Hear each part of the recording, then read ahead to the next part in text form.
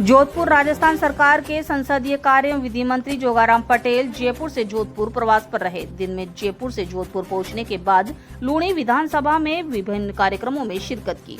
दोपहर बाद मंत्री पटेल सर्किट हाउस पहुंचे, जहां कुछ देर विश्राम करने के बाद आम जन व ग्रामीणों से मुलाकात की। सर्किट हाउस में मीडिया से बात करते हुए सब इंस्पेक्टर भर्ती के मामले में हाई कोर्ट की सख्ती को लेकर कहा कि सरकार मामले पर सभी तथ्यों एवं पक्षों को देखने के बाद ही उचित फैसला करेगी, क्योंकि इस भर्ती में कुछ लोगों पर नकल करने का आरोप है। तो एक पक्ष भर्ती को निरस्त करने की मांग कर रहा है, वहीं दूसरी ओर वे लोग जो मेहनत करके सेलेक्ट हुए हैं, ऐसे में सरकार पूरी तरह से विचार करने के बाद ही कोई निर्णय ले पाएगी।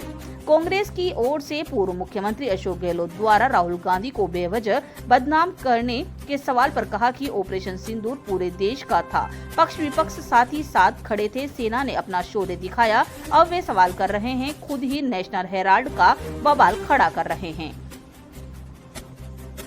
देखिए, मैं सबसे पहले निवेदन करूंगा माननीय अशोक गहलोत जी से। कल उन्होंने आरोप लगाया था जोधपुर में आपके समक्ष कि लॉ एंड ऑर्डर ठीक नहीं है, पानी की व्यवस्था ठीक नहीं है।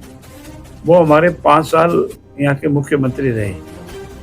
इस 5 साल के कार्यकाल के दौरान अपनी कोई की उपलब्धि गिनावे, पानी की व्यवस्था के संबंध में बनावे, जेजेएम में हुए घोटाला को बतावे।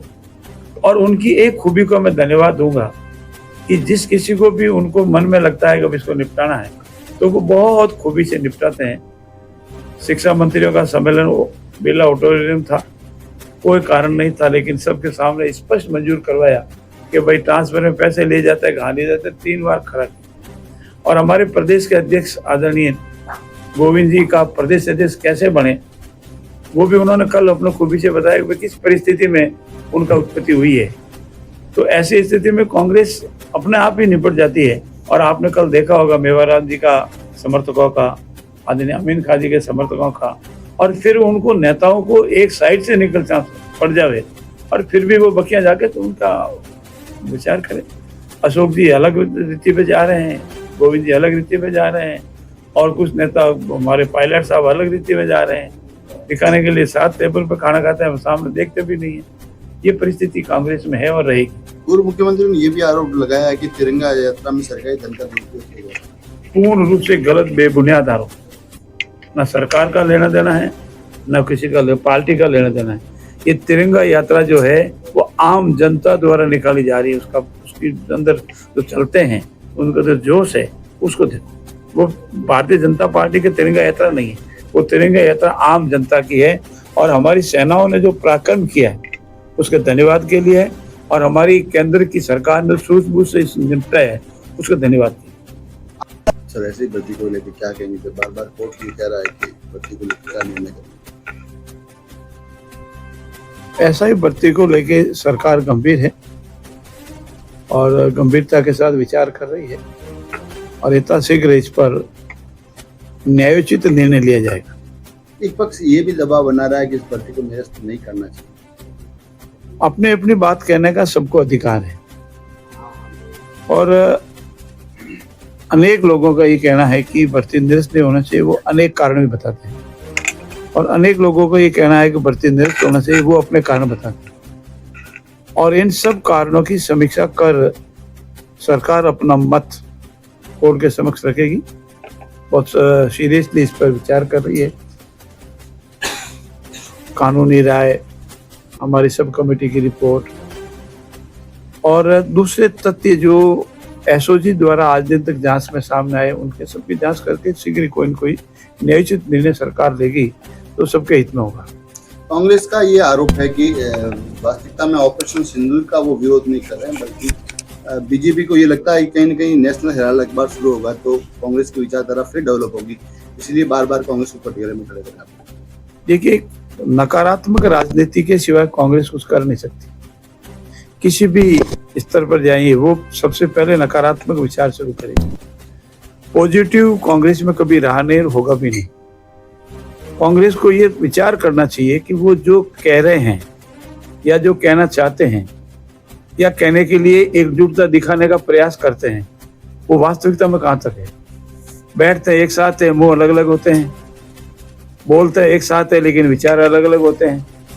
और जो पराक्रम हमारी सेनाओं ने बताया है और जो टारगेटेड सेनाओं को टास्क दिया और सेनाओं ने निर्णय लेकर के, क्योंकि सेनाओं को फ्री हैंड दिया गया था और उनका सिर्फ एक टारगेट था कि हमारे जो आतंकवादी अड्डे हैं उनको नष्ट करना, उनको नष्ट किया है।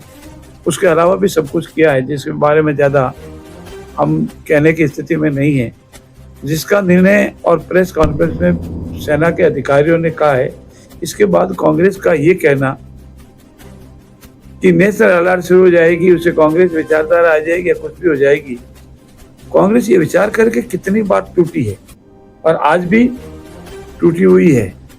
और जो स्वयं का अपने अंदरूनी संवैधानिक व्यवस्था की पालना नहीं करती है, और कभी कांग्रेस का निशान था बैलों की जोड़ी, कभी थी गाय और बछड़ा, फिर आ गया हाथ, और भविष्य में पता नहीं कितने कितने आ जाएंगे। इसलिए उनकी कोई विचार करने की जरूरत नहीं है। मेरा इतना निवेदन है कि वो अपने अंदरूनी लोकतंत्र की स्थापना करे, अपने विचार देश के समक्ष रखे, अपने विचारधाराओं के आधार पर आगे बढ़े और फिर देश के समक्ष अपने विचारधाराओं के आधार पर अपने देश और मत अपने प्राप्त करे। हम हमारे सिद्धांत पर चलते हैं, हमारा सिद्धांत निश्चित है और उसी पर हम देश के सामने आगे बढ़ते हैं। स्वतंत्र होना अलग बात है, लेकिन हमारा देश विश्व में सबसे आगे बढ़े, देश हमारे लिए सबसे पहले, पार्टी बाद में, इस सिद्धांत को लेकर हम चलते हैं। सर, ऐसे ही भर्ती को लेकर जिस तरह से एसओपी लगातार जितने आरोप ऐसे में जो लोग मेहनत करके इस भर्ती में आए थे, आपने देखा होगा महिला रो रही तो उनका किस तरह से, क्योंकि वो जैसे मैंने आपको पहले बताया, ये अपने अपने तर्क है। इस पर अभी इस स्टेज पर हम इतना ही कह सकते हैं कि